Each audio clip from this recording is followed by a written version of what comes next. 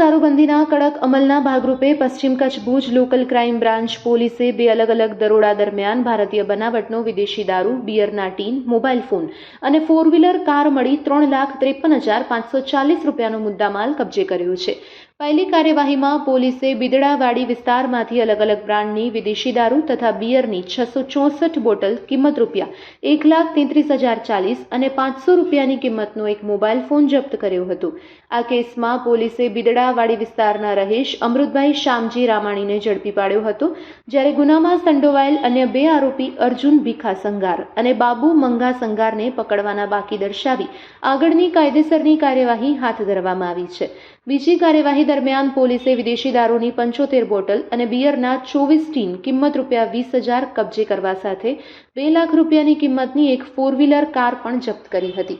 આ કેસમાં પણ બિદડાના અર્જુન ભીખા સંગાર સામે ગુનો નોંધી તેને ઝડપી પાડવા ચક્રો ગતિમાન કર્યા છે। બંને કેસમાં મળીને પોલીસે કુલ 1,53,040નો દારૂ અને બિયરનો જથ્થો, કાર અને મોબાઈલ સહિત 3,53,540નો મુદ્દામાલ જપ્ત કર્યો છે।